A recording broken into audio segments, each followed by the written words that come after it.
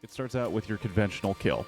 Woman on a road, you don't know where she's going. She sees this masked person kills her. We're like, okay. Then there's like what seems like hours until another kill, to a point where I was like, I forgot this was a horror movie.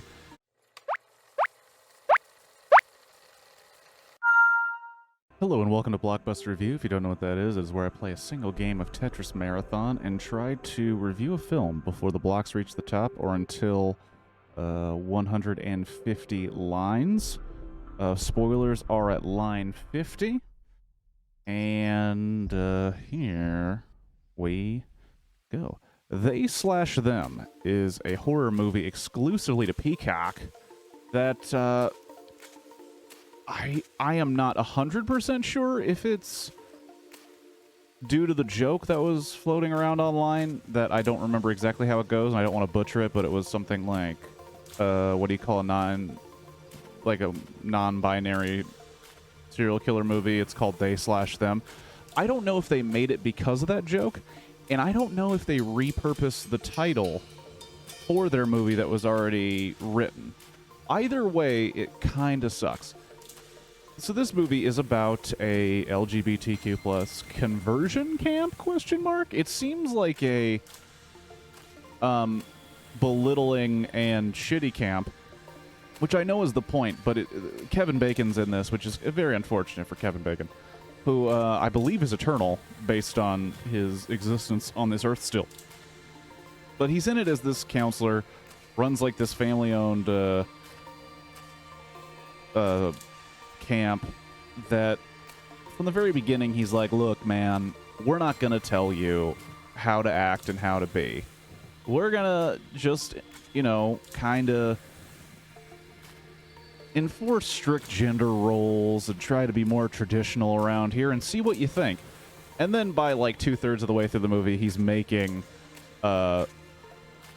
presumably homosexual men shoot dogs because it's manly to shoot dogs. I don't get it.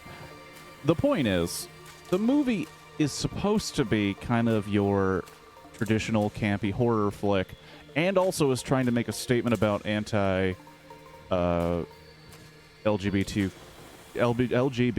plus conversion camps, but it loses the ability to do both by being terrible. Now, one of the problems is it starts out with your conventional kill. Woman on a road, you don't know where she's going. She sees this masked person kills her. We're like, okay. Then there's like what seems like hours until another kill, to a point where I was like, I forgot this was a horror movie.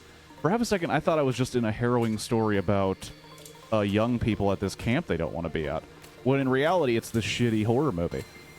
But probably the funniest parts of it were, because it's clearly going to have this very positive message about being yourself, about not listening to folks that are telling you to conform to any specific thing, about finding love in your own way. But it's also like trying to have its cake and eat it too by also being this horror movie, which like really spoils its entire point quick.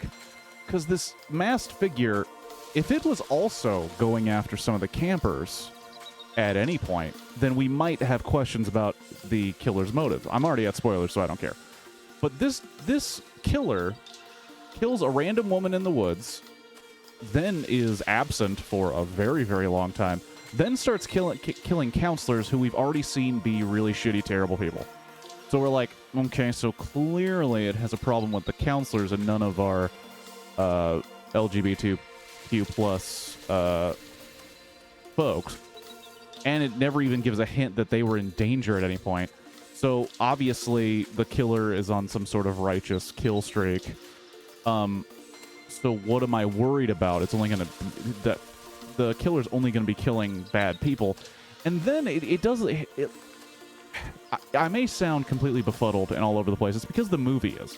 Like, there's this big thing about what cabins people can go in. We're going to separate men and women because there's only two genders at this camp. And then we find out, because someone's watching cameras in the bathroom, that one of the folks that presented as women is actually a man according to this camp's way of thinking. Which is like, okay, you got cameras in the bathrooms? We're out of here. And Then the killer starts killing counselors and blah, blah, blah, blah, blah, blah. But then about halfway through the film, there's mention of another cabin, which they said at the beginning, they're like, we don't really have a cabin for people that are non-binary, so we're going to have to put you as close as we can get, and we're just going to have to deal with it until we come up with something better. And then they reveal another cabin that no one's ever mentioned, that no one talks about going in. And then obviously, because we're in a horror movie, we're like, well, bad shit obviously happens at that cabin, and sure enough, bad shit does. And you're like, well, what's happening? Then there's another part of the movie that made me very confused, where because it's a camp and because they're all young people and they all have hearts and souls, they start becoming sexually attracted to other members of the camp, and some of them engage in certain activities, whether that be straight or gay. And we find out that one of those interactions was actually, a test, a ploy. And the person who did it is actually working with the camp to find out the souls that really need the therapy. And I'm sitting here like, well, what about the person that tricked them into boning? How do they get a pass? And why? Why? I thought this was like, why did they get a pass? Because they're helping you torture more kids? It really doesn't make any sense. And then when the killer be killing, the guy who tricked another guy into having sex with him, I was like, okay, so this killer is only killing bad people. If we had saw that scene earlier where the kill happened, and then we discovered later, like, oh, that dude was actually working with the camp, then it would have had some impact. But since we know from the very beginning, oh, this killer's only going to hurt people that are part of this camp, clearly they have a past with the camp, and sure enough, that's the big reveal. The new nurse, who clearly isn't down with all this torturing kids, is like, I'm going to leave. And like, yeah, you fucking leave. We dare you.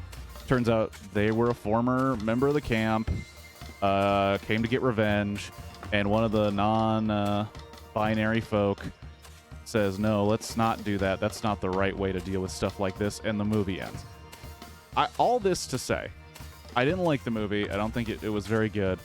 But one thing that was very funny that I want to say before my time's up, and I don't know if I'll have time. I happened to just turn on a little show called... Well, it's over. Never mind. I was going to say there's an episode of Goosebumps called Greetings from Camp Nightmare that does this story better. And that was insane.